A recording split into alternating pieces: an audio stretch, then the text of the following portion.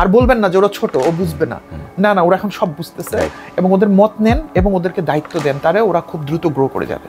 এই জেনারেশনটা একটা চেঞ্জের চিন্তা করতে পারতেছে, সেটা ইমপ্লিমেন্ট করার জন্য এক হতে পারতেছে, কমিউনিকেশন করতে পারতেছে এবং ওই কমিউনিকেশনে একজন আরেকজনের মধ্যে ট্রাস্ট 200%। তাদের মধ্যে কোনো ধর্মের বাধা নাই, তাদের মধ্যে কোনো ছেলে মেয়ের বাধা নাই, না তাদের মধ্যে কোনো রেসিজম নাই এবং এই জিনিসগুলো কিন্তু আমাদের শিখতে হবে। তুমি রিয়েলিটি মাইনা নাও, তোমার 12টা বাইজে গেছে, বঙ্গবন্ধুর ভাষণ, ওরা কিন্তু বঙ্গবন্ধুকে দিয়ে উত্তর দেওয়াচ্ছে আসলে, তাহলে আমার তো ডাইরেক্ট উত্তর দরকার নেই, আমি চিল করি, উনি ওনার উত্তর দেখতে, ওনার মেয়েকে উনি বোঝান অ্যাজ ইফ বাবা মেয়েকে বোঝাচ্ছে।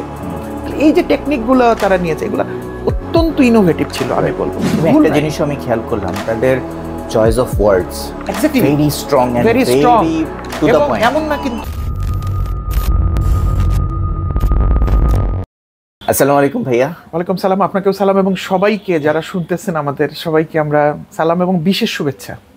হ্যাঁ, শুভেচ্ছা অবশ্যই, মুক্তির শুভেচ্ছা। এবং বলা হয়ে থাকে বাংলাদেশ দ্বিতীয়বার স্বাধীন হয়েছে। আমি লাল কালার পড়লাম আবার, মানে ইচ্ছা করি যাতে সংহতি। না, খুবই এমন একটা মোমেন্টে দাঁড়িয়ে অনেক কিছু আসলে মাথায় ঘুরছিল। রাইট। ইনার ক্লারিটির আমরা বেশ কতগুলো 7টা এপিসোড আমরা অলরেডি পাবলিশ করেছি, বাট এই মুহূর্তে আমার কাছে মনে হয়েছে যে আমরা একটা নতুন যাত্রা করতে পারি ইনার ক্লারিটির এবং আমাদের এই বর্তমান মোমেন্টামটাকে নিয়ে আমরা করতে পারি। কারণ আমরা এত আশাবাদী, আমি বলবো যে অনেক কিছু হয়ে যাচ্ছে ব্যাপারটা এরকম না, কিন্তু আমরা এত আশাবাদী। আমার মনে হয় যে আমার 35 বছরের জীবনে যখন থেকে বোঝা শুরু করেছি তারপর থেকে আজ পর্যন্ত সময় আমি এত আশাবাদী কখনো হতে দেখিনি। ওভারঅল নট অনলি আমার নিজের মধ্যে, আমি বাইরে বেরোলে অনেক আশা দেখতে পারি। সো এইগুলো নিয়ে আসলে আমরা কথা বলতে চাই। আপনার কি মনে হয়? হ্যাঁ, অবশ্যই আমি খুবই ইন্টারেস্টেড এবং আমরা তো আগেও একটু ঠিক করে নিলাম যে আমরা আগামী এপিসোডগুলো হবে আমাদের দেশের বর্তমান অতীত এগুলো নিয়ে আমরা কথা বলতে থাকবো, আমাদের যা মন চায়। এবং আমার মনে হয় আমরা সবচেয়ে খুশি এই জন্য যে আমরা যা মন চায় বলতে পারি এখন, তাই না? ভুল বলতে পারি আমরা, মানুষ আমাদেরকে সংশোধন করে দিবে। আর আরেকটা বিষয় হচ্ছে আমি যে মানে এটা আমাদের দর্শকদের জন্য আমি উল্লেখ করে রাখতে চাই যে আমরা কেউ হয়তো ওইভাবে যেটা আমরা বলি যে ঐতিহাসিক বিষয় যেভাবে ব্যাখ্যা করে রাজনীতিবিদরা বা রাজনীতিকে ব্যাখ্যা করেন, হ্যাঁ, ইতিহাসবিদরা, আমাদের হয়তো ওই প্রজ্ঞা নাই। কিন্তু যেহেতু আমাদের দৈনন্দিন জীবনে আমাদেরকে চলতে হয়, আমরা কিছু ইতিহাস দেখেছি, আমাদের সামর্থ্য অনুসারে আমরা বই পড়েছি এবং কোনো পক্ষপাত দুষ্ট নয়, আমরা সব ধরনের বই পড়ার চেষ্টা করেছি। তো সব কিছু মিলে আমরা এই বর্তমান রাজনৈতিক প্রেক্ষাপট পরিবর্তন থেকে যেগুলো জিনিস আমাদের জীবনে রিফ্লেক্ট করা দরকার, সেখানে আমরা ইনার ক্লারিটি খুঁজবো। এবং আমরা হয়তোবা কেন উনি এত দেরিতে গিয়ে পালিয়ে গিয়ে হলেও পদত্যাগ করলেন, কেন 3 দিন আগে করলেন, আমরা এই পরস্তত্ত্বটা ইনার ক্লারিটিতে আমরা চেষ্টা করব বোঝার, যাতে একই রকম ছোট বড় জিনিস আমাদের জীবনে আমরা ভুল না করি। আমরা একজনকে খুব সহজেই স্বৈরাচার বলছি, কিন্তু আমার পরিবারে কি আমি স্বৈরাচারী কাঠামো তৈরি করে বসে আছি কিনা, এটা তো খোলামেলা কথা না বললে আমরা বুঝতে পারবো না।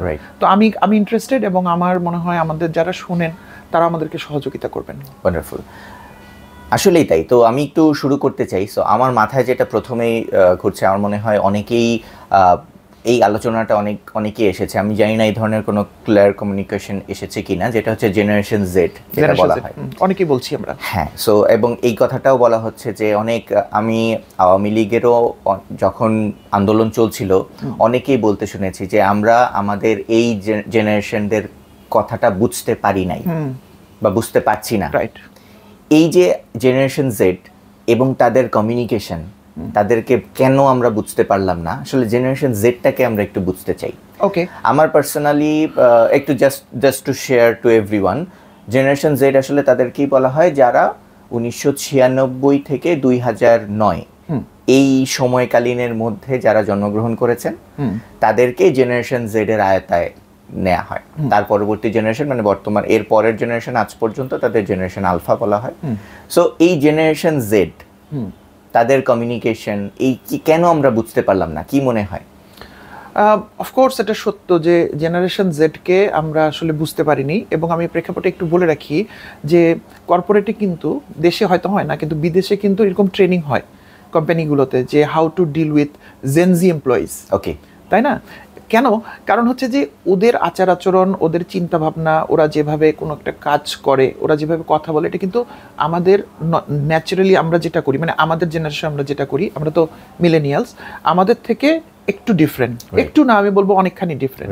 তো আমি জাস্ট একটু অ্যাড করতে চাই, আমি জেনারেশন জেড নিয়ে যখন আমরা কথা বলবো চিন্তা করলাম, আমি একটু চিন্তা করলাম যে এখন পর্যন্ত এই জেনারেশন নিয়ে অনলাইনে কি কমিউনিকেশন হচ্ছে। অনেকে অনেক ধরনের কন্টেন্ট গত প্রায় 1-1.5 বছরে অনেক কন্টেন্ট বানিয়েছে এই জেনারেশনকে নিয়ে। ম্যাক্সিমাম ক্ষেত্রেই আমি দেখতে পেয়েছি জেনারেশন জেডদেরকে বলা হচ্ছে তারা অনেক লোনলি, তারা অনেক স্ট্রেসড, তারা অনেক ডিপ্রেশনে ভোগে বেশি। এই জাতিটা তারা অনেক বেশি সোশ্যাল মিডিয়ায় আসক্ত, ডিজিটালে তারা অনেক বেশি আসক্ত, তারা ফিজিক্যাল কমিউনিকেশনে বা আমরা যেটাকে বলি যে কালচারাল অ্যাক্টিভিটিগুলোতে তারা খুব বেশি একটা কানেক্টেড না। So many negative things actually, negatively অনেক সময় আমরা বলি ফার্মের মুরগি। হ্যাঁ, এইভাবেই আসলে এই ধরনের কমিউনিকেশন একটু চলছিল। কিন্তু আমরা তো আমাদের এই জেনারেশন জেডকে একটা অনেক বড় একটা চেঞ্জ আনতে দেখলাম এবং স্টিল কন্টিনিউইং। আমি আজকে যখন এখানে পৌঁছেছি, আমি দেখেছি রাস্তার প্রতিটা মোড়ে এই জেনারেশনের একজন রিপ্রেজেন্টেটিভ আমাদের সবচেয়ে বড় ট্রান্সপোর্টেশনের যেই ট্রাফিক্স মেইনটেনেন্স, এই দায়িত্বটা নিয়ে প্রত্যেক মোড়ে মোড়ে তারা অবস্থান করে। শুধু তাই না, গতকালকে আমি দেখেছি যে তারা যে এই যে গত কিছুদিন যে দেয়াল লিখন হয়েছে, যেহেতু কথা বলতে পারিনি আমরা, এবং তাদের একটা আন্দোলনের একটা কর্মসূচি ছিল কিন্তু দেয়াল লিখন। আসলে অনেক কথা আমি বলছি আর মনে হচ্ছে যে একটা কথা ভুলে যাব। আপনি একটা জিনিস খেয়াল করবেন, এবার আন্দোলনটা যে হলো তারাই তো মূলত নেতৃত্ব দিল, পরে জনতা যোগ দিল, তারপর একটা সময় তো ছাত্র জনতার অভ্যুত্থান হয়ে গেল। আমরা হয়তো ফেসবুকে বললাম যতটুকু আমরা পারি। তো তাদের কিন্তু অনেকগুলো ইনোভেশন ছিল, কিন্তু প্রত্যেকটা তাদের মুভমেন্টের যে এক একটা নাম, বাংলা ব্লকেট, তাই না? এবং তারা যে একদিন তারা বললো যে আমরা দেয়াল লিখন করবো এবং ফেসবুকের ওয়ালে আমরা লিখবো। এই যে নতুনত্বগুলো, এই ইনোভেশনগুলো কিন্তু ওদের কাছ থেকে এসেছে। সো আমি আবার পুরোনো কথায় ফিরে যাই যে ওরা শুধু রাস্তা পরিষ্কার করছে না, আমি এটাও দেখেছি গতকালকে যে তারা সংসদ ভবন পরিষ্কার করেছে। কেন? কারণ তাদের আন্দোলনের ফলে যেহেতু মানুষ একটা সুবিধা নিয়ে ফেলেছে, একটা উদ্দেশ্যমূলক গ্রুপ, এবং তারা নষ্ট করেছে, তারা কিন্তু সে দায়িত্বটা কাঁধে নিয়েছে। তাদের হয়তো স্পোক্সম্যান কোথাও বলেছে বা বলেছে আমি জানি না, কিন্তু একদল ছেলে মেয়ে গিয়ে কিন্তু পুরো দিনের মধ্যে সংসদ ভবন ক্লিন করেছে। দেয়ালে যে অনেক সময় অতিরঞ্জন কথা লেখা হয়, মানুষ অ্যাগ্রেসিভ হয়ে গেলে অনেক হয়তো একটা খারাপ কথা লিখে ফেলেছে, না? তো সেগুলো তারা মুছতেছে, নিজে নিজে মুছতেছে এবং নতুন করে রং করছে। আমি জানি না তারা কোথা থেকে ফান্ডিং পাচ্ছে, কেউ তাদেরকে দিচ্ছে কিনা। আমি এখন পর্যন্ত দেখি নাই যে কোনো কোম্পানি এসে স্পন্সর করছে। আমি দেখেছি রাস্তার ছেলে মেয়েদেরকে হয়তো কেউ চিপসের প্যাকেট দিচ্ছে, পানি কিনে দিচ্ছে। এটা একদম আন্তরিকতার জায়গা থেকে যে ছেলেগুলো খাচ্ছে, এবং এটা কিন্তু একটা কঠিন কাজ। তো আমার যেটা মনে হয় যে আপনি যে প্রথম কথাটা বললেন, তারা তো আমাদেরকে পরিবর্তনটা চোখে আঙ্গুল দিয়ে করিয়ে দেখিয়ে দিল, কিন্তু তার আগ পর্যন্ত আমরা আসলে একটা ভুল ধারণার মধ্যে ছিলাম, যেটা তাদের সম্পর্কে অল নেগেটিভস বলা হতো। এখন আমার মনে হয় একটা পয়েন্ট আমরা মিস করা উচিত হবে না, ইনার ক্ল্যারিটি যেহেতু, সেটা হচ্ছে এই জেনারেশনের আসলে কতগুলো বৈশিষ্ট্য যেটা অ্যাপারেন্টলি আমাদের কাছে খারাপ লাগতে পারে, যে তারা কিন্তু খুব স্ট্রেট ফরওয়ার্ড, তারা কিন্তু মুখের ওপর কথা বলে। আমার ছেলে যে জেন আলফার মধ্যে পড়ে, বাট এর পরের জেনারেশনই, ও কিন্তু আমাকে সরাসরি বলে যে তোমার খারাপ, এটা হয়নি, এরকম বলে, আমি করবো না এটা। এবং আমি ওকে দেখেছি যে ওকে যদি কোনো একটা পড়াশোনার বিষয় বা কোনো, ও যদি একবার বলে আমি এটা করবো না, কোনোভাবেই তাকে যদি করানো সম্ভব না। তো এই যে তাদের মধ্যে এক ধরনের জেদ, এবং ওরা কিন্তু নিজেদের ভিতর খুব কানেক্টেড, তারা থ্রু সোশ্যাল মিডিয়া অ্যান্ড নিজস্ব। আরেকটা মজার কথা বলি আপনাকে, ওরা তো ডিসকর্ডে সবসময় কাজ করে না, তো আমরা তো হোয়াটসঅ্যাপ বন্ধ হয়ে গেছিলো, এটা হচ্ছে সেটা ফেসবুক বন্ধ। আমার জানা মতে ডিসকর্ড বন্ধ হয়নি, আমি জানি না, আমি এটা সবার জন্য বলে দিলাম, ভুল হলে ঠিক করে দিবেন। তো একদিন আমাকে আমার ছেলে বলছে, 10 বছরের বয়স, ও আমাকে বলছে সরকার মনে হয় ডিসকর্ড চিনে না, নাহলে তো এটাও বন্ধ করে দিত। এই যে আন্ডারস্ট্যান্ডিং, ভুলটা যে ওরা বুঝতেছে আমরা ডিসকর্ড ইউজ করি, এবং মেবি ডিসকর্ড বন্ধ হলো না, তো কে জানে ডিসকর্ডে হয়তো অনেক কমিউনিকেশন হয়েছে। সো এই যে ওদের যে ভিন্নতা আছে চিন্তায়, কাজে, স্টাবর্নেসের কথা বলেছি, মুখের ওপর কথা বলে দেওয়া কথা আমি বলেছি, তো সেটা কিন্তু তারা করে দেখিয়েছে। এই কারণেই পরিবর্তনটা হয়েছে। আমি গতকাল বা পরশু একটা ঘটনা আপনাকে তুলে ধরি। আমি আসলে গুছিয়ে বলতে পারছি না, কারণ আবেগটা এত বেশি চলে আসতেছে ভিতরে। যে আসিফ নজরুল বলতেছেন, ডক্টর আসিফ নজরুল স্যার, যে উনি ওই আলোচনায় ছিলেন, যে আলোচনাটা অনেক 3-4 ঘন্টা ধরে হলো প্রেসিডেন্টের সাথে, আমাদের বৈষম্য বিরোধী ছাত্র আন্দোলনের নেতাদের বা মানে যারা সমন্বয়ক তাদের। এবং এখানে দেখেন, খেয়াল করুন, কিন্তু নেতা বলছে না, খেয়াল করবেন, নেতা বলছেন, ওরা বলছে সমন্বয়ক। আবার দেখেন ওদের যখন 6 জন সমন্বয়ককে ধরে নিয়ে গিয়ে ডিবির ভাত খেয়ে তাদেরকে লেখা পড়ালো, তখন কিন্তু প্রায় 7 দিন, কিন্তু এই 7 দিন কিন্তু রাজশাহী থেকে আন্দোলন কন্টিনিউ হলো, খুলনা থেকে হলো, চিটাং থেকে হলো। তার মানে নেতৃত্বের সংকট হলো না। কিন্তু আমরা কিন্তু আগে বিএনপি বা অন্যদেরকে দেখেছি, বা বিএনপি যখন আবার অত্যাচার করেছে তখন আওয়ামী লীগের জন্য ওই 10-12টা নেতাকে অ্যারেস্ট করে ফেললেই কিন্তু ডান, তাই না? সো আসিফ নজরুল বলছিলেন যে প্রেসিডেন্টের সাথে এবং 3 বাহিনীর প্রধানদের সাথে দে আর লাইক ম্যাচিওর পিপল, রাইট, তারা এত কিছু দেখেছে, তাদের সামনে এই প্রতিনিধিরা আমাদের যারা সমন্বয়ক, তারা যে ম্যাচিউরড ওয়েতে কথা বলেছে, নেগোশিয়েট করেছে, তাহলে কিভাবে পারলো? বয়সের ডিফারেন্স তো প্রায় 30-40 বছর, রাইট, মেবি। তাহলে এটা পেরেছে কারণ তারা স্পষ্টবাদী। এবং আরেকটা পয়েন্ট আমার কাছে মনে খুব ইম্পর্টেন্ট, সেটা নিয়ে আমরা আরেকদিন আলাপ করব, যে দেখেন এখানে পুলিশ, র্যাব, সেনাবাহিনী সেই অর্থে আমাদের জানা মতে অস্ত্র প্রয়োগ করেনি। কিছু অতি উৎসাহী সেনাবাহিনী অফিসার করেছে শুনেছি, বা আমরা বিভিন্ন ক্লিপসে দেখেছি। অবশ্যই সেগুলোর বিচার হবে হয়তো ইনশাল্লাহ। তা আমি বলতে চাচ্ছি যে এই যে এতগুলো আইন প্রয়োগকারী সংস্থা ট্রেন্ড, তারা এভাবে গুলি করেছে, তাই না? কিন্তু তারা কিন্তু পিছু হটেনি। একটা সময় আমরা দেখেছি বলেছে ছাত্রলীগ সব ক্লিয়ার করে ফেলবে, সুযোগ হয়নি। লাস্টের আগের দিন 4 অগাস্ট, ওই দিন আসলে কিন্তু রাজপথে ছিল দুই পক্ষের মুখোমুখি, এমন একটা ভাব ছিল যে পক্ষ টিকে যাবে, রেসলিংয়ের মতো। ছাত্ররা কিন্তু ছাড়েনি, জায়গা ছাড়েনি। আমার কাছে মনে হয়েছে কি এই বিজয়টা আসলে একটা নৈতিকতার বিজয় হয়েছে, কারণ ছাত্ররা এতগুলো মৃত্যুর পর তারা কিন্তু রাজপথে ছিল। এবং আমি আপনাকে আমার ব্যক্তিগত অভিজ্ঞতা বলি যে 5 তারিখের ব্যাপারে কিন্তু আমি 4 তারিখ রাতে আমি ঠিকমতো ঘুমাতে পারিনি। এমন না যে আমি আন্দোলনে খুব ইনভলভ, আমি কি করব, কিন্তু আমার মাথায় এটা কাজ করছে না যে কালকে তো একটা ব্লাডশেড হবে। কারণ একজন আওয়ামী লীগের জাহাঙ্গীর কবির নানক বললেন ধৈর্যের শেষ সীমে আমরা পৌঁছে গেছি। ওই দিক থেকে স্বরাষ্ট্র মন্ত্রণালয় বলল যে সারাদিন কারফিউ থাকবে। আর সরাসরি সবাইকে যারা আন্দোলন করছে তাদেরকে সন্ত্রাসী বলে সন্ত্রাসী না, এটা নিয়ে আমাদের একদিন আলোচনা করব আমরা। বলা হচ্ছে জঙ্গি, দেশে জঙ্গি হামলা হচ্ছে, ছাত্রদের সাথে এটার কোনো সম্পৃক্ততা নেই, অভিভাবকদেরকে বলতে ছাত্রদেরকে নিয়ে যান, আমরা অ্যাকশন নিব। তাহলে আমি মনে মনে ভাবছিলাম যে কালকের দিন যদি একটা ব্লাডশেড হয়, আমরা তো আর বুঝতেছি না ভিতরে কি হচ্ছে। যদিও আর্মির কি আলাপ হয়েছে না হচ্ছে সেগুলো নিয়ে আমাদের কিছু ইন্টেল ছিল আমাদের ব্যক্তিগত যোগাযোগ থেকে, সেগুলো নিয়েও হয়তো আমরা একদিন আলাপ করবো যে কিভাবে কোন কমিউনিকেশনটা কোথায় কাকে ইম্প্যাক্ট করেছে, কোন কমিউনিকেশনটা একটু আগে হলে হয়তো আরও কয়েকটা জীবন বেঁচে যেত, সেগুলো আমাদের ক্ল্যারিটির ভিতরে আসবে হয়তো, বা যদি আমাদের দর্শকরা চান। তো এই যে এত বল প্রয়োগের পরও ছাত্ররা কিন্তু জায়গা ছাড়েনি। প্লাস আমি বলছিলাম যে 5 তারিখ সকালবেলা আমি যখন ফজরের নামাজ পড়ার পর আমার ওয়াইফকে বললাম যে কিছু শুনতে পারতেছো? তো সে বলতেছে রাস্তা তো একদম শুনশান, কিছু তো শোনা যাচ্ছে না, আর আমাদের জানালা দিয়ে একটু মেইন রোডের একটা অংশ প্রগতি সরণি দেখা যায়, তো আমরা দেখলাম ফাঁকা।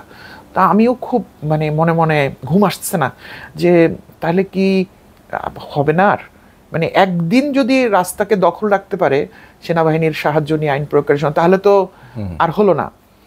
তো পরে ইন্টারনেট, ঘুম থেকে যখন উঠলাম তারপরে কিছুক্ষণ কোনো খবর পাচ্ছিলাম, তারপর ইন্টারনেট তো বন্ধ। তো আমি মনটা আমার সত্যি বলে আমার ভেঙে গেল মনটা, যে হলো না, আর হবে না। আর আমি এটাও আশা করতে পারছি না যে ছাত্ররা বা বিপ্লবী জনতা যে অকাতরে জীবন দিয়ে দিবে এইভাবে, সেটা আমিও মেনে নিতে পারছিলাম না। কারণ এত মৃত্যুর ভার আর নেওয়া যায় না। বিশেষ করে কিছু তো ভিডিও বের হয়েছে যেগুলো আরো পরে এসেছে, কি ওগুলো নিয়ে আমরা একদিন কথা বলবো হয়তো, যে মানুষ নিজের দেশের মানুষকে মারার ক্ষেত্রে এত যে পৈশাচিকতা, এটা কারা শিখালো আমাদের পুলিশদেরকে, এগুলো আলোচনার ভিতর কিন্তু আমাদের আসতে হবে। একসময় আমরা শুনতাম, জাস্ট আমি আরেকটু সময় নেব, একসময় আমরা শুনতাম মানুষ বলতো যে পুলিশের বন্দুক দিয়ে আসলে গুলি বের হয় না, এগুলা ইউজ না করতে করতে আমরা এগুলা আমাদের ছোটবেলায় শুনেছি।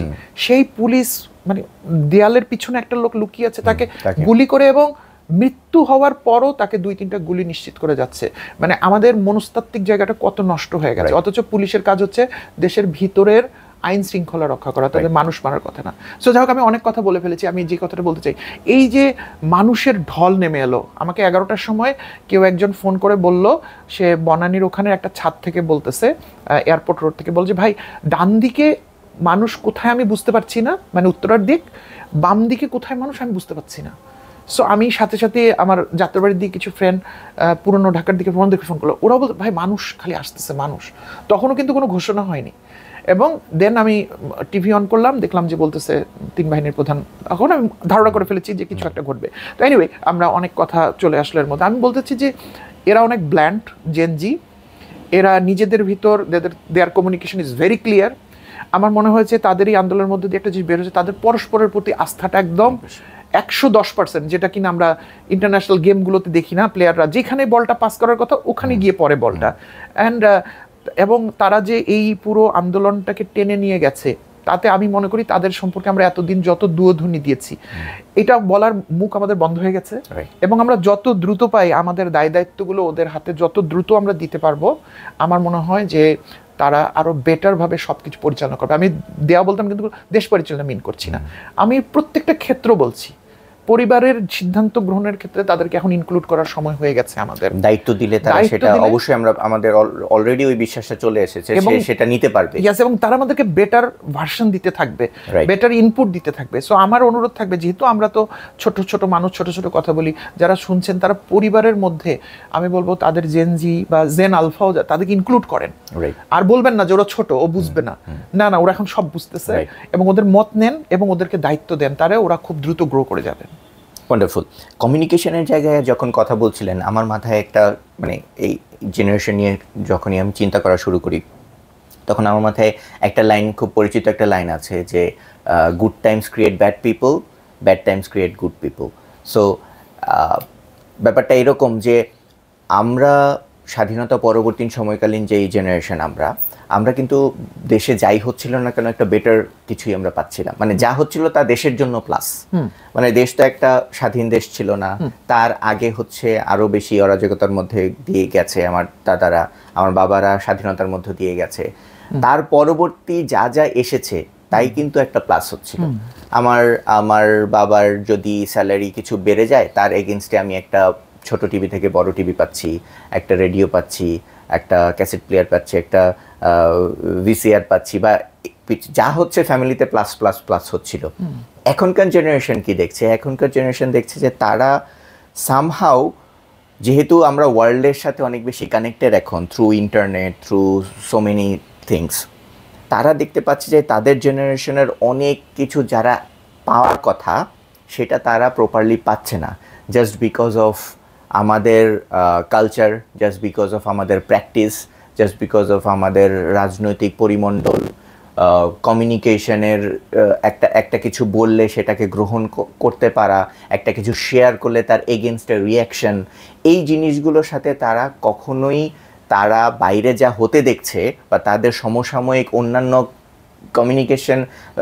কমিউনিকেশন যেভাবে তারা করতে চাইছে সেভাবে করতে পারছে না। সেখান থেকে তাদের মাথায় হচ্ছে এই চেঞ্জের থট প্রসেসটা এসেছে। আপনি যদি মনে করে থাকেন, সড়ক উন্নয়ন আন্দোলন যে ঘটলো 6 বছরের মতো টাইম লাইনে আগে, এই টাইম লাইনের যে বাচ্চারা, আমরা কিন্তু, আমার কাছে মনে হয় যে তারাই কিন্তু আমি এই আন্দোলনে উপস্থিতটা পেয়েছি, একটা বড় অংশ কিন্তু তারাই কানেক্টেড হয়েছে। সেখানে কি হয়েছে, তারা কিন্তু আমাদেরকে, হয়তো এখানে উইন লুজ বলতে আমরা কিছু বুঝবো না, কিন্তু ওইখানেও কিন্তু তারা একটা বড় কিছু চেঞ্জ এনে দেখিয়েছিল, যে একটা ট্রাফিক সিগন্যাল কিভাবে মানতে হয়, কেন হেলমেট পরে বাইক চালানোটা ইম্পর্টেন্ট, কেন উল্টো রাস্তা দিয়ে গাড়ি চালানোটা অপরাধের মতো একটা কাজ, যেটা আমরা খুব স্বাভাবিকভাবে নিতাম। আমরা যারা রাস্তায় চলাচল করছি, তারা ঠিক ওভারপাস দিয়ে না গিয়ে, ফুটওভার ব্রিজ দিয়ে না গিয়ে, আমরা ঠিক বরাবরই নিচে আমরা রাস্তাটা পার হয়ে যাই, যে রাস্তার গাড়ি একটু কম আছে, এখন তো সমস্যা নেই, কয়েকটা সিঁড়ি না পেরিয়ে আমি পার হয়ে যাই। এটাও যে একটা অপরাধের পর্যায়ে জায়গা, এই বাচ্চারা কিন্তু, স্কুলের বাচ্চারা কিন্তু সেই সময় আমাদেরকে সেটা শিখিয়েছে, সেই সময় উদাহরণ ক্রিয়েট করেছে, এবং সো মেনি ভিডিওস আর দেয়ার, যে এই ধরনের তারা কত, এটা ইন্টারন্যাশনাল মিডিয়াতেও কভারেজ পেয়েছে, যে এই বাচ্চারা আমাদের ট্রাফিক ব্যবস্থাকে কিভাবে আঙ্গুল দেখাচ্ছে। এবং আমার মনে হয় যে সেখান থেকে কিন্তু এই বাচ্চারা কোথা থেকে শিখলো, এই বাচ্চারা কিন্তু এখন অনলাইন কমিউনিকেশনের যুগে তারা খুব ক্লিয়ার পিকচার দেখতে পারে যে বাইরে এই প্র্যাকটিসটা কিভাবে হচ্ছে, গ্যাপটা বুঝতে পারে, যে আমাদের এই ট্রাফিক পুলিশটা কেন এটা বুঝতে পারছে না যে এই অনিয়মটা যে হতে দেওয়া যাবে না, আমাদের এই বাইকারটা কেন বুঝতে পারছে না, আমি এই ট্রাক ড্রাইভারটা বা প্রাইভেট কার যে চালাচ্ছে সে কেন বুঝতে পারছে না যে এইটা যে নিয়ম হওয়া উচিত, এই কাগজটা যে সাথে রাখতে হবে, এইভাবে যে রোড পাস হতে হবে। এই কোয়েশ্চেনটা তাদের মধ্যে অ্যারাইজ হয়েছে, প্রপারলি আনসার পায়নি। এবং তারা যখন দায়িত্ব নিল, আপনি যেটা বলেছেন যে তারা দায়িত্ব নিয়ে, এবং এক্সপোজারটা তাদের খুব এক্সট্রিম, আমরা মিলেনিয়ালরা কিন্তু এক্সপোজারটা অনেক বেশি, আচ্ছা হয়তো নিয়ম এরকমই, বা আমরা একটু সহনীয় পর্যায়ে চলে গেছি।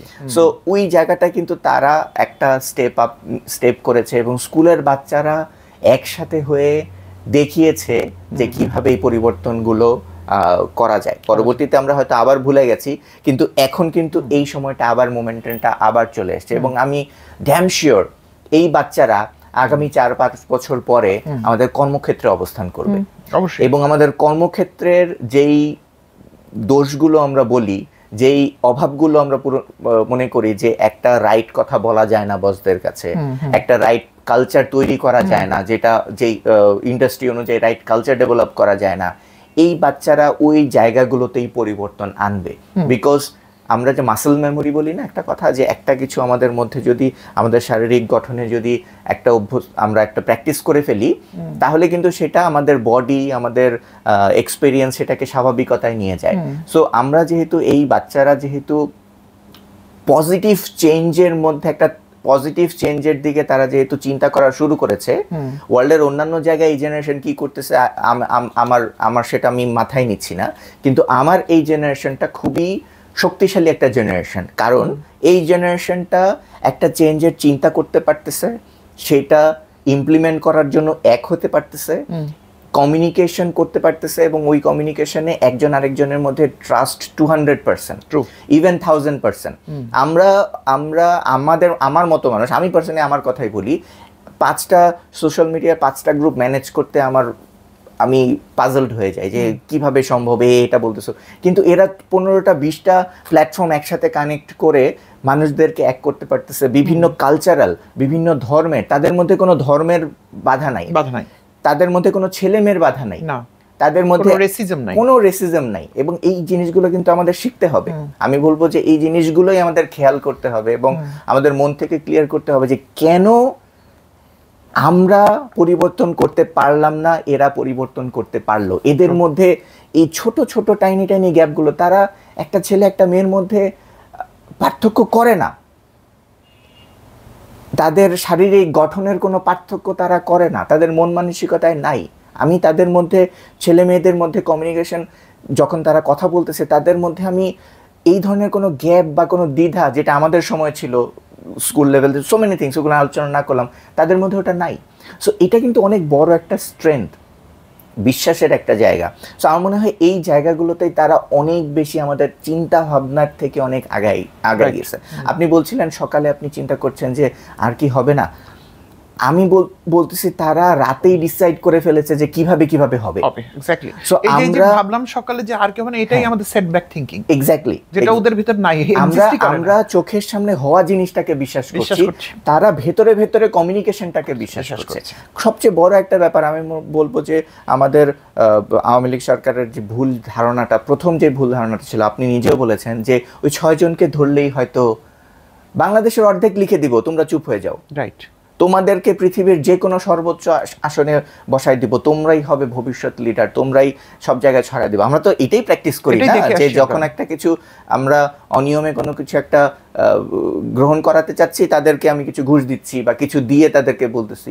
এই জায়গাটাই তারা ভুল ছিল, কারণ তারা অনলাইনে অন্যান্য জায়গায় আরো বেশি কানেক্টেড ছিল।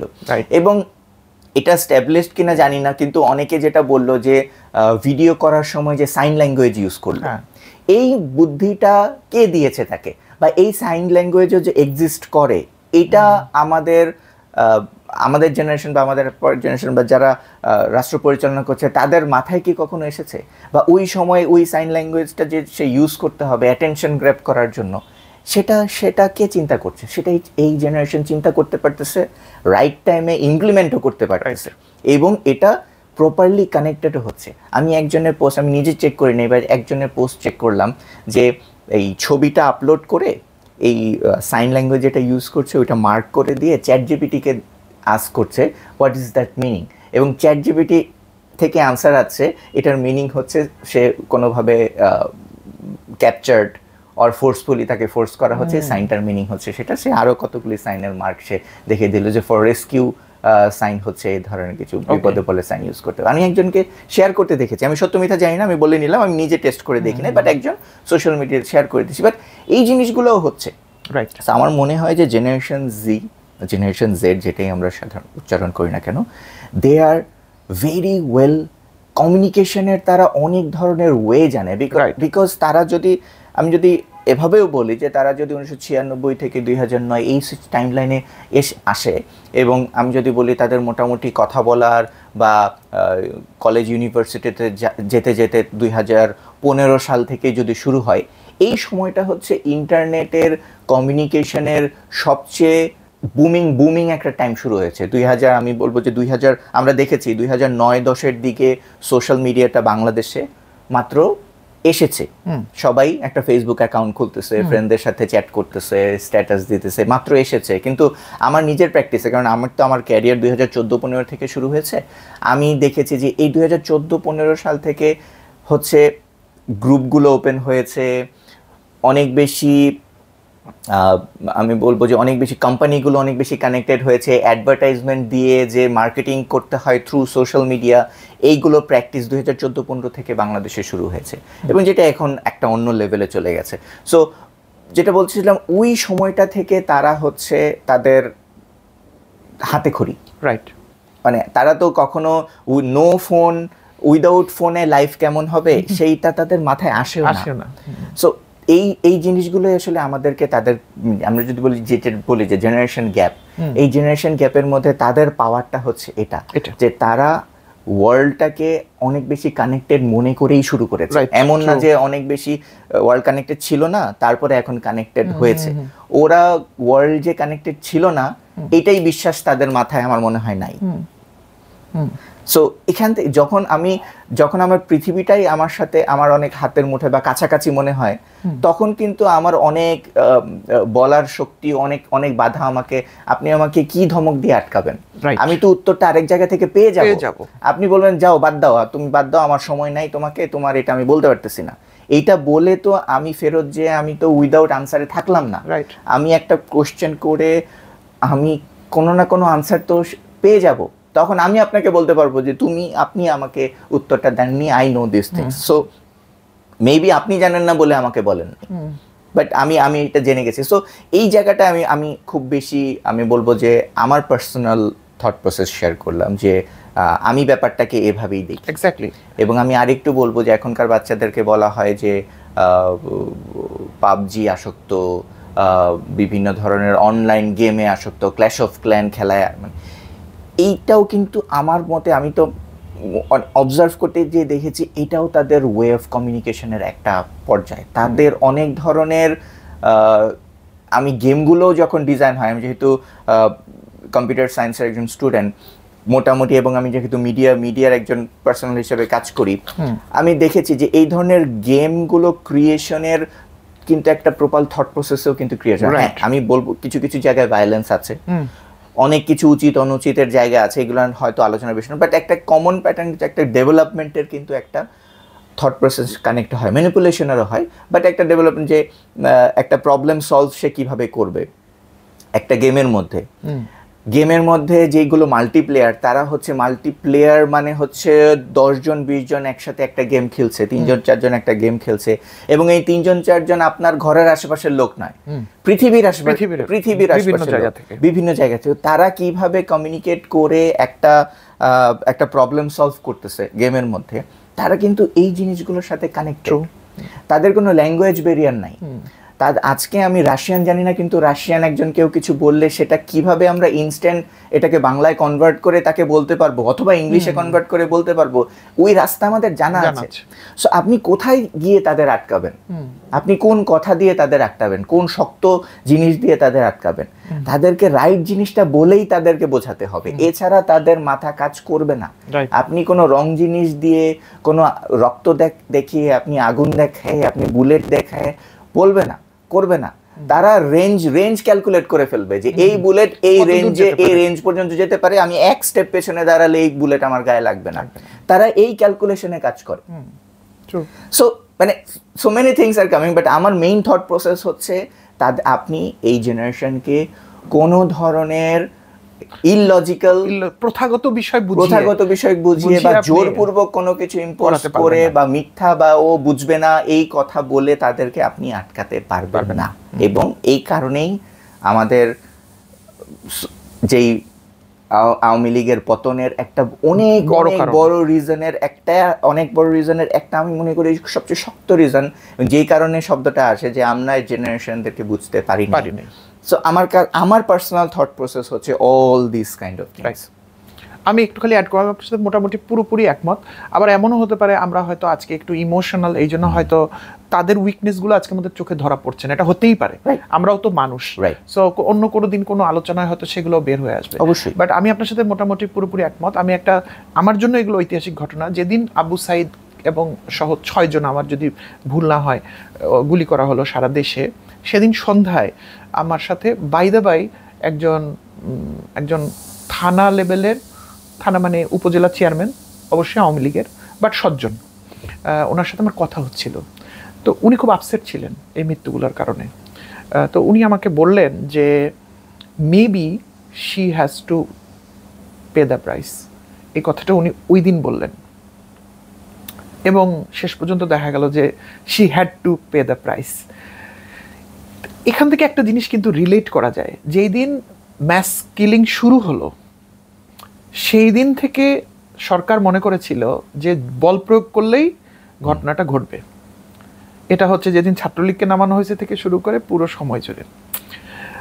তাদের অ্যাজাম্পশন ভুল ছিল, কারণ এই ঘটনাগুলো তারা ঘটিয়েছে এর আগে গত 15 বছর বা ইতিহাসে ঘটলে আগের যারা এরকম জোর জবরদস্তি সরকার কায়েম করেছিল তারাও একই ধরনের রোলগুলাই প্লে করেছে। এবং আমার কাছে মনে হচ্ছে কি যে আমরা যারা একটু পুরানো, আমরা ধরে নিতাম যে একটা রাস্তাঘাটে আন্দোলন হলে 10-15 লোক মারা যাবে, irrespective of names, Abu Saeed কিছু হবে এরকম, এরকম মনে করতাম। কালকেও আমি একজনের সাথে আলাপ করছিলাম যে ঢাকা শহরে যদি প্রতিদিন সড়ক দুর্ঘটনায় 10টা লোক মারা যায়, আমরা কিন্তু জাস্ট টিভির একটা স্ক্রল দেখেই খেতে বসে যাই, মারা গেছে। কিন্তু ছাত্ররা কিন্তু এটা হইতে দেয়নি, এবং দে হ্যাভ দেয়ার লিস্ট, তালিকা আছে কিন্তু তাদের কাছে, কে কে মারা গেছে, কত তারিখে, কোথায়, দে হ্যাভ দেয়ার ডিটেলস। তার মানে তারা কিন্তু ওই যে দিনে দিনে মোর বাড়িতেছে দেনা শুধিতে হইবে ঋণ, এটা কিন্তু তারা মাথায় রেখেছিল। So that's number 1। নাম্বার 2 দেখেন, মানে যেগুলো তাদের কমিউনিকেশন ইম্প্যাক্ট ফেলেছে, দেখেন আজকে যারা রাস্তায় আন্দোলন করছে গড়পড়তায় তাদের বয়স আমি বলবো 18 থেকে 25, এবং এই সরকার 15 বছর ধরে, 16 বছর সম্ভবত ধরে আছে, বা 15.5 বছর, তার আগে 2 বছর তত্ত্বাবধায়ক সরকার ছিল। তাহলে তারা কিন্তু আসলে তাদের যে 8-9 বছর যখন তারা বুঝতে শিখেছে, রাজনীতি সচেতন হয়েছে, টিভিতে একটা মানুষকে দেখে উনি কে, আমাদের প্রধানমন্ত্রী, ওরা 15 বছর ধরে একই মানুষকে দেখেছে। এবং তারা যখন তাদের মা বাবাদের কনভারসেশন শুনেছে, রাস্তায় ঘাটে কথা শুনে, তারা দেখেছে যে দিনে দিনে এই লোকটার উপর বিরক্তি বেড়েছে। এবং ধরেন সারা দেশের এবং ইন্টারন্যাশনাল মূলত যখন রাজনৈতিক পট পরিবর্তনগুলো হচ্ছে, গত 15 বছরে কিন্তু অনেক জায়গায় অনেক চেঞ্জ হয়েছে, আরব বসন্ত থেকে শুরু করে বড় বড় চেঞ্জ। ইভেন এই যে এইবারই দেখেন না যে বাইডেন শেষ মুহূর্তে স্টেপ ডাউন করলো, আরেকজন আসলো, এগুলো ব্যাপারে কিন্তু তারা প্রতি মুহূর্তের আপডেটস তারা জানে। তো তারা দেখেছে সারা পৃথিবী জুড়ে পরিবর্তন হচ্ছে, আর এখানে আমি একদম ব্লান্টলি বলছি, একজন জালিম বসে আছে, আমার দেশে কোনো চেঞ্জ নাই।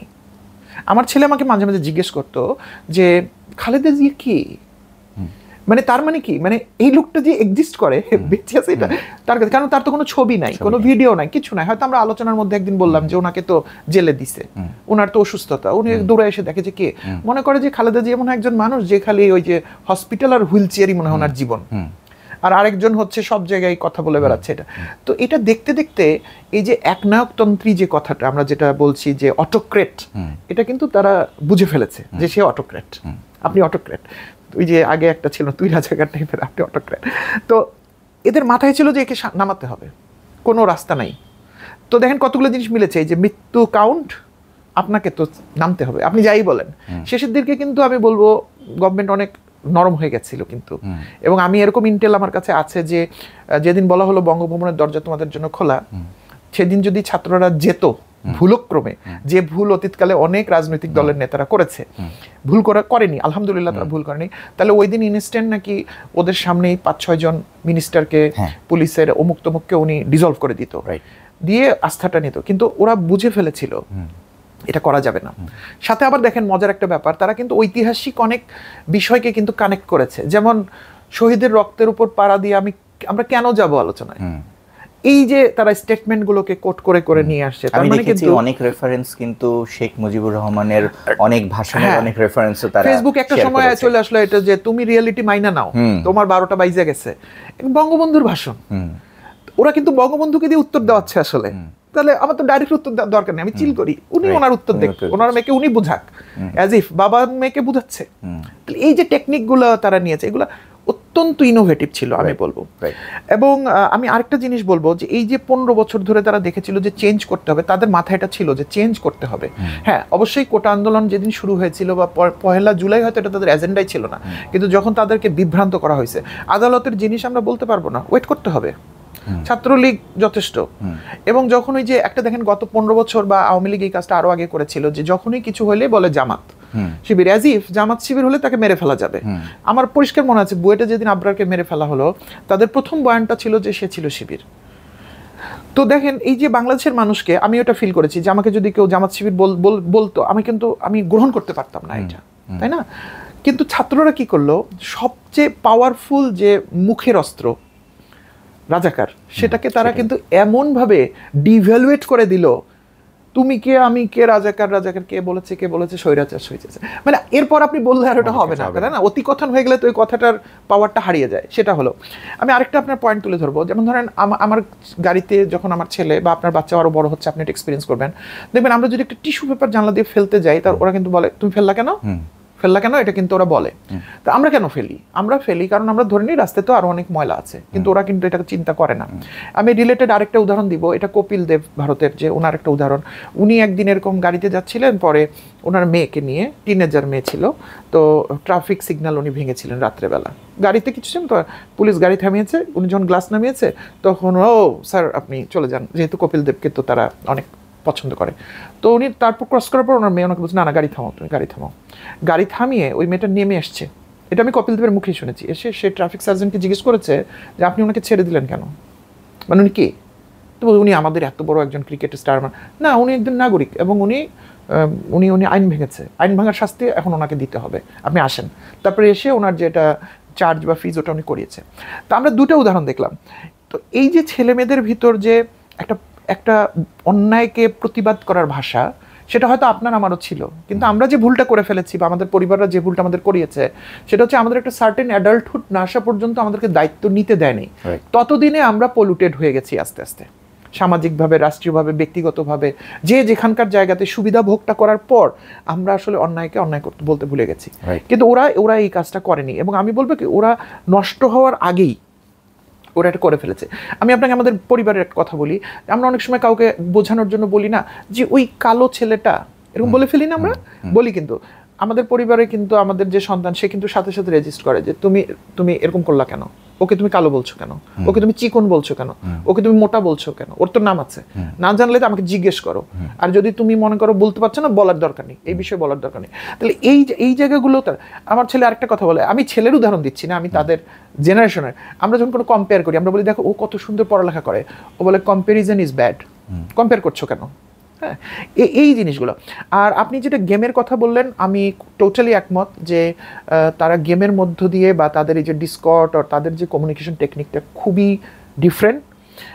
গেমের ক্ষেত্রে কালকে একজন আমাকে একটা কথা বলেছে, এটা আমি হঠাৎ করে শুনেছি, এটা নিশ্চয়ই চিন্তা করতে হবে আমাদেরকে। যেমন গেমগুলোর মধ্যে কিন্তু আপনি হয়তো নিশ্চয়ই জানবেন, যেহেতু আপনি এগুলো নিয়ে কাজ করেছেন, গেমগুলোর যেগুলো বিশেষ করে এই যে শুট টুটের গেম, এখানে কিন্তু ওই নিজে আবার ওরা কি বলে স্পন করা যায় নিজেকে, মানে ধরেন আপনি গুলি খেয়ে মরে গেলেন, তো সো ইউ ক্যান রিস্টার্ট, তো আবার ওখান থেকে শুরু হয়। তো এটা কিন্তু কতটা এরকম একটা ব্যাপার, মানে একটা জীবন চলে গেল, আরেকটা জীবন আমি পেলাম, তাই না? তো আমার যেটা মনে হয়েছে, কালকে বলেছে একজন, এটা আমার নিজের ভাষ্য না, উনি বলেছে আমি চিন্তা করবো এটা নিয়ে, উনি বলেছে যে ওরা যে সারাদিন গেম খেলে না, এটা ওদেরকে স্ট্রাইক করেছে। সো ওরা যখন একজন মরে যায়, ও তখন নিজে ওই জীবনটা নিয়ে, মুগ্ধ মারা গেছে, তাহলে আমি মুগ্ধের জীবন হয়ে এখন রাস্তায় নামলাম, তুমি কত মারবা? হ্যাঁ, এই যে থিঙ্কিংটা, কিন্তু আমরা সবসময় ভেবেছি কি রাস্তায় গেলে বা কোনো একটা জিনিস মরে গেলে তো শেষ, মৃত্যু ভয় দিলে তো শেষ। এবং পৃথিবীতে সব ক্ষেত্রে কিন্তু জালিমরা যে জায়গাতে শক্তিমান হয়েছে, সেখানে কিন্তু তারা মৃত্যুর ভয়টাই মানুষকে দেখিয়েছে। এবং আমরা যদি ইসলামের পূর্ব যুগে দেখি, যখন ওই মহানবী সাল্লাল্লাহু আলাইহি ওয়াসাল্লাম যখন মানে তার জিহাদগুলো করতেছিলেন বা তার পরবর্তী খুলাফায়ে রাশিদিন, তখন কিন্তু দেখা যেত মহানবীর সাহাবারা বা তারা কিন্তু এরকম ছিলেন যে হয়তো দেখা গেছে এক ভাই শহীদ হয়ে গেছে, তো ওর ডেড বডিটা যখন তুলতেছে, তখন সে মৃত ভাইকে বলে তুমি এত সৌভাগ্যবান, তুমি আগে সুযোগটা পেয়ে গেলা। মানে মৃত্যুটা তাদের কাছে ইম্পর্টেন্ট ছিল না, তাদের কাছে জান্নাত যাওয়াটা ইম্পর্টেন্ট ছিল। তো এই যে মৃত্যুর ভয়কে অতিক্রম করতে পারা, আমার মনে হয় সেটা তারা করে ফেলেছে। এবং ফাইনালি আমি আপনার সাথে যে জায়গাটা পরিপূর্ণভাবে একমত, ওদেরকে কোনো স্কারসিটি দেখানো যায় না। এখন আমি জানি না ওই 6 সমন্বয়ককে কি বোঝানো হয়েছে, তাদেরকে হয়তো মৃত্যুর ভয় দেখানো হয়েছে, আবার অর্ধেক বাংলাদেশ লিখে দেওয়ার মতো, মানে এটা তো রূপক অর্থে আপনি বলেছেন, অনেক সুবিধাও হয়তো তাদেরকে দিয়েছে। কিন্তু আমার মনে হয় তারা নিজেদের ভিতরে স্কারসিটি মাইন্ডসেটটা রাখেনি। আপনি তাকেই কিছু সম্পদ দিয়ে সন্তুষ্ট করতে পারবেন যার সম্পদের আকাঙ্ক্ষা আছে, রাইট। কিন্তু আপনি যদি মনে করেন পৃথিবীটাই তো আমার, আমি আমার যোগ্যতা দিয়ে অর্জন করে নিব। ভেরি রিলেভেন্ট এক্সাম্পল, যে আমাদের সময় কি ছিল, কেউ কি হবা মা তুমি, আমি ডাক্তার হতে চাই, তুমি ইঞ্জিনিয়ার, কারণ আমরা মনে করতাম এই কয়েকটা পেশা দিয়েই বোধহয় উপার্জন করে একটা ভালো বাড়ি গাড়ি করা সম্ভব। এখনকার ছেলেমেয়েগুলো বলে না। আমার ছেলেমেয়েরা আমরা শুনি উল্টা বলে। আমি কোনো এক সময় ক্লাস 4-এ মহেঞ্জোদারোর উপরে একটা প্যারাগ্রাফ ছিল, আমি ওকে পড়াইতেই পারতেছি না। তো তারপর সে সামহাও পড়লো টড়লো, পরীক্ষায় দিল, মনে হয় আউট অফ 15 মানে 13.5 পেলো। তো আমি ওকে খুব প্রেজ করলাম যে দেখছো তুমি পড়লা, তুমি নাম্বারটা পেলা। ও আমাকে রাতে জিজ্ঞেস করলো আমার কি লাভ হলো, তুমি 13.5 হলো। বলো না সেটা না, মানে আমি মহেঞ্জোদারো পড়ে আমার কি লাভ হলো, এটা মুখস্থ করলাম কেন আমি? হ্যাঁ, মহেঞ্জোদারোর গল্প তো আমি শুনতেই পারতাম, কিন্তু আমি তো এটা গুগলে সার্চ দিলেই জানতে পারি। তো এই যে নতুন চিন্তা এবং কোনো একটা ছোট্ট বিষয়ের মধ্যে নিজেকে আটকায় না ফেলা, পৃথিবী আমি আমার শখের কাজগুলো করেই আমি জীবিকা নির্বাহ করে নেব, আমার বাড়ি গাড়ির প্রয়োজন নাই, তোমায় আমার কিছু দিতে হবে না। আমার মনে হয় এই সব কিছু জিনিস না রেজোনেট করেছে। এবং আনফর্চুনেটলি 15 বছর ধরে একই কায়দায় বিরুদ্ধ মতকে দমন করতে করতে করতে এই গ্রুপ মনে করেছিল যে এটাও আমরা এইভাবেই দমন করে ফেলবো। আমি একটা জিনিস ভেরি রং ক্যালকুলেশন। আরেকটা জিনিস আপনি যেহেতু বলছিলেন, আমার ইনস্ট্যান্ট মনে হলো, জি আমাদের এই 6 জন সমন্বয়ক বলেন বা কমিউনিটি অনেককে কিন্তু অনেকে বলেছে অ্যাভেঞ্জার্স, রাইট। এবং অনেকে মানে এটা কি আমাদের এখনকার জেনারেশন কিন্তু অনেক সুপার হিরো ফ্রিক, এবং আবু সাইদ যে বুক পেতে দিল, আমরা কি করতে পারি? আমরা হতে পারে যে আমরা দেখাতে পারি যে সুপারম্যান বুক পেতে গুলি গ্রহণ করছে, গুলি চলে যাচ্ছে সব। একটা পুলিশের গাড়িকে একটা মেয়ে থামানোর চেষ্টা করছিল, সেটা সুপারম্যানের সুপারউম্যান দিয়ে, ওয়ান্ডার ওম্যান দিয়ে কানেক্ট করা যায়। সো আমাদের জেনারেশন কিন্তু এটা দেখে এবং এটা ওন করে নিজের মধ্যে সে একজন আয়রন ম্যান হতে চায়, রাইট। আমাদের বাচ্চাদের কথা আমি যদি কি হতে চাও, আমি আয়রন ম্যান হতে চাই, আমি স্পাইডারম্যান হতে চাই, আমি হাল্ক হতে চাই। মানে এই ব্যাপারগুলোও কিন্তু আমার মনে হয় যে তাদের যেই মাইন্ডসেট, তাদের যেই থট প্রসেসে তারা বড় হচ্ছে, তাদের যে অ্যাসপিরেশন এবং যে কোনো প্রবলেমকে ফেস করার ক্ষেত্রে তাদের যে অ্যাটিটিউড, এটা কিন্তু অনেকটা তাদের চোখে দেখা এক্সপিরিয়েন্স, যেটা সুপার হিরো থেকে পাওয়া এক্সপিরিয়েন্স। তারা সুপার হিরো যেভাবে সব প্রবলেমকে সলভ করতেছে, বড় বড় সব দানবকে যেভাবে ধ্বংস করতেছে, অ্যাভেঞ্জার্স যেভাবে অতি দানবকে যেভাবে সবাই একসাথে হয়ে, সব সুপার হিরোজরা একসাথে হয়ে যেভাবে করে প্রবলেম সলভ করতেছে, এবং সুপার হিরোজের কিন্তু একটা হিরোর সাথে আরেকটা হিরোর একটা কানেকশন আছে। আমি এটা বুঝি না, বা আমি এইভাবে হয়তো চিন্তা করি না বা ফলো করি না, কিন্তু আমি দেখি যারা সুপার হিরোজদের ফলো করে তারা হচ্ছে ডিসি ভার্সেস অ্যাভেঞ্জার্স, মানে এই ধরনের মার্ভেল ভার্সেস ডিসি এই ধরনের ইয়ে করে, এবং ডিসির প্রত্যেকটা ক্যারেক্টারের একটা হেরিটেজ আছে, একটা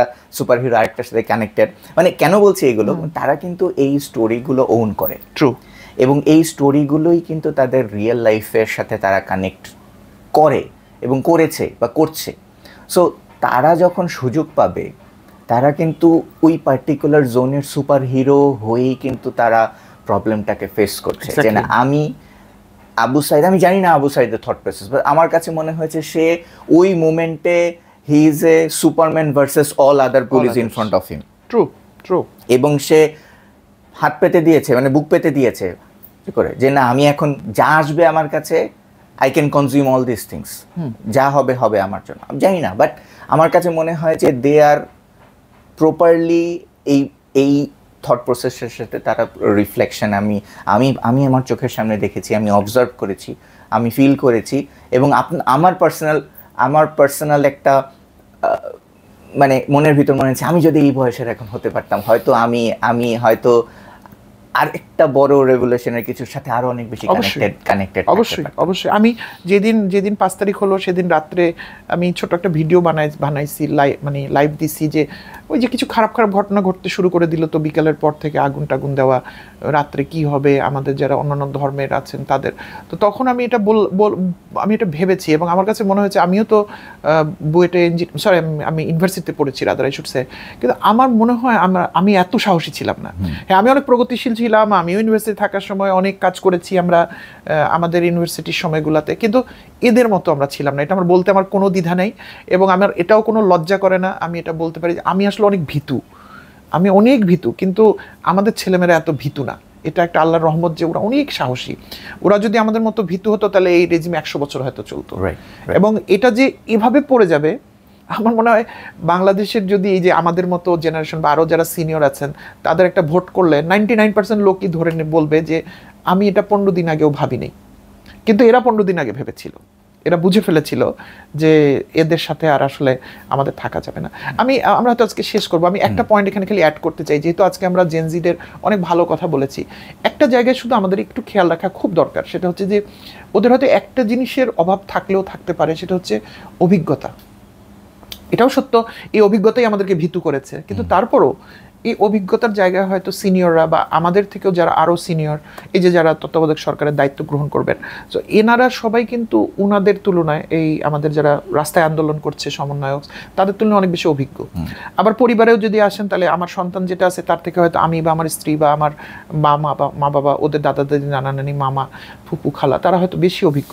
কাজেই ওরা যাতে অভিজ্ঞতাটার জায়গায় আবার একবারে মার না খায়, কারণ ভুল তো করে শেখার দরকার নেই, তো সে জায়গাতে আমাদের কাজ হবে ওদেরকে একটু কম্পেনসেট করা, ওদের অভিজ্ঞতাটার জায়গাতে একটু যোগ করে দেওয়া, কিন্তু সেটা যেন আবার চাপিয়ে দেওয়া না হয়। যদি চাপিয়ে দেওয়া হয় তাহলে দরকার নেই, ওরা করেই শিখুক, কারণ ওরা করলে ভালো করবে। তো আমার মনে হয় কি আমাদের একটা কম্বিনেশনের ভিতরে যাওয়াটা খুব জরুরি।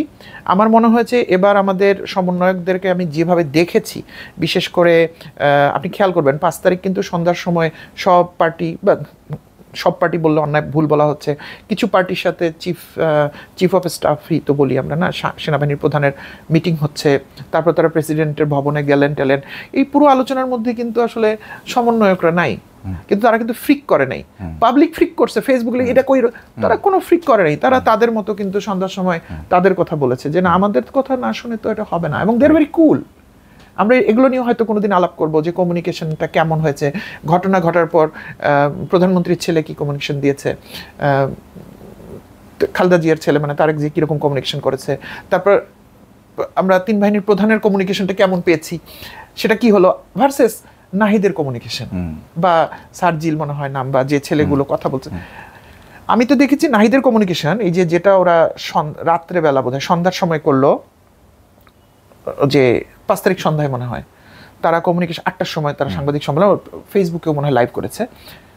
আমি তো দেখছি তার স্ক্রিপ্টে হয়তো পয়েন্টগুলো শুধু লেখা আছে, কিন্তু সে যখন কথাগুলো বলতেছে সমস্ত কিছু কাভার হয়, 360 ডিগ্রি কাভার হচ্ছে, কিন্তু আমাদের সংখ্যালঘু, আমাদের এটা একদম কোনো কিছুতে কোনো ভুল নাই। একটা জিনিস আমি খেয়াল করলাম, তাদের choice of words exactly very strong and very to the point. এমন না কিন্তু যে আমরা কিন্তু আমাদের যেমন ইউনিভার্সিটিতে বা ইউনিভার্সিটি আমাদের অফিসিয়াল কমিউনিকেশনে বা কোথাও আমরা যখন কোনো কথা বলে ফেলি, তখন কিন্তু আমরা অনেক সময় টেনে নেই যে আচ্ছা এর উত্তরটা আমি দিতে চাই, বা কোনো একটা হঠাৎ করে ব্ল্যাঙ্ক হয়ে গেলে আমরা বলি কে বলবে।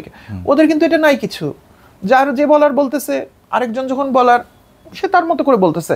আমরা অনেক সময় যে প্রধানমন্ত্রী বা এই যে দেখি যে যখন কোনো একটা বক্তব্য দেয় বা সাংবাদিকদের সামনে বলে, তখন কানে কানে এসে পাশ থেকে বলে এটা বলেন ওইটা বলেন, এটা তখন উনি আবার এটা অ্যাড করে। এদের এরকম প্রয়োজন হয় না। এগুলোও কিন্তু ওদের ট্রাস্ট এবং কথাগুলো যেটা বলে তারা সেটা ভিতর থেকে বিশ্বাস করে। এই জন্য আমার মনে হয় তারা যা বলছে সঠিক হয়ে যাচ্ছে, অটোমেটিক সঠিক হচ্ছে। সেখানে আপনি ওই যে নকল করে বা বানিয়ে আমি মুখস্থ করে লিখলাম, সেটা কিন্তু আসলে হবে না। তো এই আর কি। So we are very positive about it, এবং আমাদের মন থেকে আমাদের জেনারেশন জেড এর যারা রিপ্রেজেন্টেটিভ আছেন এবং যারা এই এত কঠিন একটা সময়কে, আমি বলবো না সহজ, বাট কেউ এত কম সময়ের মধ্যে চেঞ্জটা আসবে এটাও আমরা এক্সপেক্ট করি নাই। এবং আমি আমাদের অনেকের মধ্যে আলোচনায় শুনেছি যে মেবি শেখ হাসিনার টাইম শেষ হয়ে যাচ্ছে, এই আন্দোলনটা একটা শুরু, হয়তো আরো অনেক কিছু কানেক্ট হয়ে 1-2 বছরের মধ্যে বা 3 বছরের মধ্যে she will be beginning of the end, but এটা হলো beginning end end, right. So এটাই হচ্ছে গেমের। এই কারণেই আসলে তাকে ইনস্ট্যান্ট ডিসিশন আমরা দেখেছি যে লাস্ট 4 ঘন্টায় আমরা পড়েছি, খবর এসেছে শেষ 4 ঘন্টায় তার, এগুলো হয়তো আমরা পরবর্তী আলোচনাগুলোতে শেষ 4 ঘন্টায় কেন উনি এত প্রজ্ঞাবান একজন রাজনৈতিক ব্যক্তিত্ব, এবং তার পুরো পরিবার রাজনীতি, কিন্তু তাদের মানে সবকিছুর মধ্যে রাজনীতি, তারপরেও কেন তারা রং অ্যাসেস করলেন, আমার মনে হয় এটা আমাদের দেওয়া উচিত। আমাদের দর্শকদের বলতে চাই, আমাদের পরবর্তী আলোচনাগুলোতে আমাদের যেহেতু আমরা এখন বলতে পারি, উই আর ভেরি হ্যাপি যে আমরা এমন একটা পরিবেশ পেয়েছি যে আমরা এখন বলতে পারি, এবং যারা বুঝবে বা যারা আসলে চিন্তা করছে তাদের অনেকের রিপ্রেজেন্টেশন নিয়ে যদি আমরা কিছু একটা বলতে পারি, এবং এই আলোচনাটা যেহেতু অলরেডি চারপাশে ছড়াচ্ছে, we are very positive with all this things.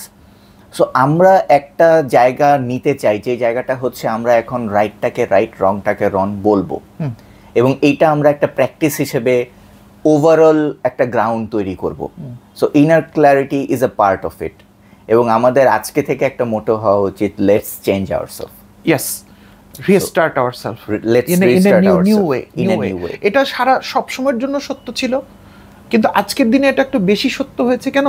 কারণ সময়ের একটা পরিস্থিতি থাকে যে বাংলাদেশ আসলে একটা সন্ধিক্ষণে, এবং এই যে আমরা কাগজে কলমে বোধহয় এখন প্রায় 400 জন মারা গেছে কাগজে কলমে, কিন্তু আমার তো মনে হয় এটা 1-1.5 তাহলে 1-1.5 মৃত্যুর উপর দিয়ে হেঁটে গিয়ে আমরা যদি আবার 5 বছর পর একটা সেই ওল্ড ফ্যাশন বাংলাদেশকে পাই, তাহলে এটা এই 500 আর 5000 মৃত্যুর উপর খুবই, আমি বলবো যে এটা আমাদের খুব অন্যায় হবে। এটা এবং আমাদের এই প্র্যাকটিসটাও কিন্তু আমাদের পরবর্তী যারা এখনকার যারা দায়িত্ব নিচ্ছেন সরকার হিসেবে, পরবর্তীতে নির্বাচন হয়ে যখন সরকার আসবে, যেই আসুক না কেন, এই ব্যাপারটা যেন তাদের মাথায় একদম প্যারেগের মতো গাঁথা হয়ে যায় যে আমাদের যে কোনো ডিসিশন এখন আর আগের মতো স্বৈরাচার ভিত্তিক বা চাপানো কোনো জিনিস দিয়ে আমরা কখনোই পার পেয়ে যাব না। আজকে রাস্তায় বের হয়ে আমার জনগণের কথা চিন্তা করেই আমার একটা রাস্তার পাস বানাইতে হবে। আমার যারা বাংলাদেশে চলাফেরা করছে, ভিআইপি ঘন্টার পর ঘন্টা ওয়েট করছে আর ভিআইপিরা পাস হচ্ছে, এই যে প্র্যাকটিসটা আমরা বন্ধ করতে হবে। আমরা দেখেছি, আমরা কেউ একজন কিছু বললে আমরা বুঝতেছি মিথ্যা বলতেছে, তারপরও বলতে পারতেছি না, আমরা হেসে পার হয়ে যাচ্ছি আর চায়ের দোকানে আলোচনা করতেছি। আবার কেউ সত্য বললে তাকে আমরা একটা তকমা জুড়ে দিচ্ছি, তার মুখ বন্ধ করে দেওয়ার জন্য। সাথে সাথে সে গুম হয়ে যাচ্ছে, সে নাই হয়ে যাচ্ছে, বা পরবর্তীতেই তার অ্যাটাক চলে আসছে। একটা প্রতিবাদ করলেই তার সাথে অ্যাসাইন হওয়া টাকা ক্যান্সেল হয়ে যাচ্ছে। সো এই ঘটনাগুলো যেন কখনোই করার আগে যারা প্রধানের দায়িত্বে থাকবেন তারা 100 বার 200 বার ইভেন 1000 বার চিন্তা করবেন, এবং সমস্ত পার্সপেক্টিভ থেকে হচ্ছে আমরা একটা পজিটিভ বাংলাদেশের জন্য ফাইট করব। অনেক এখনো অনেক কিছু ফাইট করতে হবে, কেবল শুরু। আমাদের হয়তো অনেক চ্যালেঞ্জেস আসবে, আমরা হয়তো অনেকে আমাদের অনেক ক্ষতি করে গেছে because of so many things, so many bad practices, এইগুলোও আমাদের উতরাতে হবে। এবং আমি দেখেছি যে দেশের বাইরে যারা পড়াশোনা করছেন অনেক বেশি ফিল করেছে ব্যাপারটা। অবশ্যই আমার এক ফ্রেন্ড পিএইচডি করছে আমেরিকাতে, সেও বলছিল যে তারা তাদের কমিউনিটিতে এটা নিয়ে প্রতিনিয়ত আলোচনা করতেছে, হাউ দে ক্যান সার্ভ তাদের জায়গা থেকে, বা তারাও কি অনেকে আমি দেখেছি যে হ্যাশট্যাগ দিয়ে তারাও ব্যাক করে বাংলাদেশকে সার্ভ করতে চায়, তাদের এক্সপেরিয়েন্স শেয়ার করতে চায়, তাদের নলেজ শেয়ার করতে চায়। যারা আমাদের মানে ওয়ার্কিং কমিউনিটি বাইরে আমাদের কাজ করে রেমিটেন্স পাঠাচ্ছেন, তারাও খুবই কনসার্ন। আমার রিস্টার্ট ইয়োরসেলফের সোর্সে যাদের সাথে কথা হয়েছে, বিশেষ করে যে সময়টায় ইন্টারনেট অফ ছিল, তারা কিন্তু খুব তাদের পরিবার এবং কি হচ্ছে না হচ্ছে খুবই কনসার্ন ছিলেন। মানে এবার কিন্তু একটু ডিফারেন্ট হয়েছে সবকিছু। আমরা এটাও আলোচনা করতে পারি, ইন্টারনেট আর ফেসবুক বন্ধ করে দিয়ে আসলে লাভ হয়েছে না ক্ষতি হয়েছে। তো এগুলো আলোচনায় আসবে। আমরা হয়তো আজকে আলোচনা শেষ করবো। আমরা আজকের দিনে, যেহেতু এটা হয়তো কালকেই আমরা রিলিজ করে দিব, আমরা কয়েকটা কথা খুব বলা জরুরি। এটা হচ্ছে আজকের দিনের জন্য, সেটা হচ্ছে যে এই যে আমরা ফেসবুক এবং সোশ্যাল মিডিয়ায় কিন্তু অনেক কিছু না জেনে বা না বুঝে পোস্ট করছি, অথবা আমাদের গ্রিভেন্সটা শেয়ার করছি বিভিন্নভাবে। যারা ক্ষমতা থেকে হারিয়ে ফেলেছেন তাদেরও সুবিধাভোগী একটা গ্রুপ এখনও আড়ালে রয়েছেন, একটা মানে আবরণের আড়ালে, তারা এই দেশের নাগরিক, তারা তাদের মত প্রকাশ করতে পারেন, এতে কিন্তু কোনো দোষের বিষয় নয়। আমরা তো এই পরিবর্তনটাই চেয়েছিলাম, কিন্তু আমি খেয়াল করছি, আমি যখন ওই কারো প্রোফাইলে কোনো কিছু দেখি ইদানিং আমি তার পিছনে যাচ্ছি যে সে 1 বছর আগে কি পোস্ট করেছিল। আসলে তারা হয়তো বা বিগত সরকারের সুবিধাভোগী গ্রুপের লোক ছিলেন, হোক না, কিন্তু আপনি আজকে বস্তুনিষ্ঠ কথা বলেন, আপনি কেন বানিয়ে বলছেন? আপনি একটা নতুন করে সংঘবদ্ধভাবে একটা, যেমন 5 তারিখের আগের রাতে বলা হয়েছিল নাকি 4 তারিখের আগের রাতে 10 মিনিট লাগবে ক্লিয়ার করতে, কাকে মনোবল দিচ্ছেন? যিনি দিয়েছেন উনিই কিন্তু হয়তো রাস্তায় ছিলেন না। তাহলে আপনারা তো যথেষ্ট অন্যায় করেছেন, তা আর করবেন না। আবার আমি ঘুরিয়ে বলি, যারা উদ্দেশ্যকারী গ্রুপ তারা হয়তো গত সরকারের সুবিধাভোগী না, কিন্তু তারা খাবেন এই আশায় রেডি হচ্ছেন, তাদেরকে বলবো যে আর হবে না। সো আপনারাও এমন কোনো কিছু লিখতে শুরু করেন না যেটা মানুষকে অহেতুক উত্তেজিত করে। ফাইনালি আমরা যারা না এর খেয়েছি না ওর খেয়েছি এরকম মানুষের সংখ্যাই বেশি, তাদেরকেও বলবো আমাদের সবার একটু দায়িত্বশীল হওয়া উচিত। আমি একটা খালি শুনলাম আর লিখে দিলাম, আপনারা একটু ভেরিফাই করেন। সেদিন দেখলাম একজন লিখতেছে, আজকে সকালে সম্ভবত দেখলাম কিছু একটা নিউজ দিয়েছে, দিয়ে বলছে এটা কি সত্য? আচ্ছা ভাই, এটা সত্য কি সত্য না আপনি ফেসবুকে কেন লিখতেছেন? আপনি বিবিসি বাংলাতে যান, আপনি প্রথম আলোতে গেলেই তো। আমি গত দুইটা, আমি এই সুযোগে আসলে এই দুইটা প্রতিষ্ঠানের আমি থ্যাঙ্কস জানাইতে চাই। যমুনা টিভিকে মানুষ অনেক থ্যাঙ্কস দিয়ে দিয়েছে, তো আমি আর আলাদাভাবে বলছি না। আমি ব্যক্তিগতভাবে আমি প্রথম আলো অনলাইন এবং আমি বিবিসি বাংলা, আমি দুইটা, আমার সবসময় আমার ল্যাপটপে দুইটা উইন্ডো খোলা থাকতো এবং আমি মুহুর্মুহু আপডেট নিয়েছি যে কি হচ্ছে। এবং আমি গত 15 দিন রেস্টার্ট ইয়োরসেলফের কোনো কাজ আমি করতে পারিনি, কোনো কিছু আমি মাথায় বসাইতে পারিনি, মানে সবসময় খালি একটা অস্থিরতা আসতে আসতে। তো এনিওয়ে, আমি মূল কথাতে ফিরে যাই। তো আপনার ফেসবুকে কেন জিজ্ঞেস করা দরকার? আপনি অথেন্টিক নিউজ দেন। সো এই সময় আমাদের অথেন্টিসিটিটা নাম্বার 1।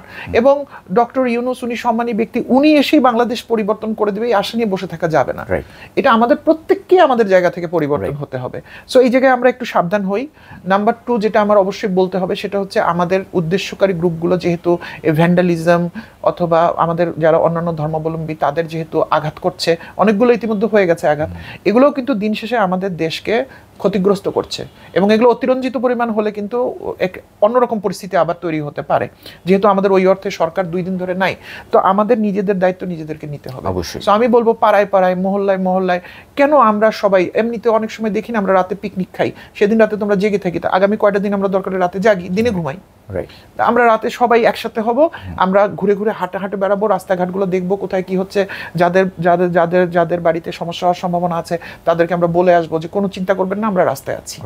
এখানে এত লাখ কোটি মানুষ 5 তারিখে আমরা দেখলাম, এই লোকগুলো কি উবে গেল বাংলাদেশ থেকে? এরা তো আছি আমরা থাকতে কোনো ধরনের জুলুম আর হতে পারে না। নাম্বার 3 হচ্ছে রাস্তায় যে ছেলেমেয়েরা কাজ করছে তাদের বেশিরভাগই আমার মতে তারা স্টুডেন্টস, আবার অন্য কোনো রাজনৈতিক দলের কর্মীও হতে পারেন। দিন শেষে তারা মানুষ। তো তারা যে পরিশ্রমটা করছেন আমি মনে করি তারা দেশকে ভালোবেসে করছেন, না হলে তারা নিজেদের লেখা স্লোগান নিজেরা মুছতেন না। কারণ তারা এখন বুঝতে পারতেছেন যে খুনি তো বিদায় হয়ে গেছে, কিন্তু আমার দেশের দেয়ালে কেন খুনি শব্দটা থাকবে, মানে মুছে ফেলছেন। আর যা ইতিহাস তা তো আমরা মনে রেখে দিয়েছি, মৃত্যুগুলোকে।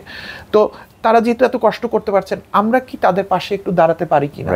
তো আমি যেমন আমার রিস্টার্ট ইয়োরসেলফ কমিউনিটিকে গতকাল রাত্রে আমি মেসেজ দিয়েছি যে আপনাদের যার যা সামর্থ্য আছে, 1 গ্লাস পানি হোক, একটা পানির বোতল হোক, বা আপনি যদি মার্কেটে খেজুর দিলে ভালো, কেউ যদি মার্কেটে চিপস দিলে ভালো, আপনি ডিসাইড করেন আপনার পকেট থেকে এটা একটা দান হবে, আপনি করেন। তা বাচ্চাগুলো হবে কি, ওরা ইন্সপায়ার্ড হবে যে হ্যাঁ আমাদের পরিবাররা বা আমাদের মুরব্বীরা আমাদেরকে ভালোবাসছে।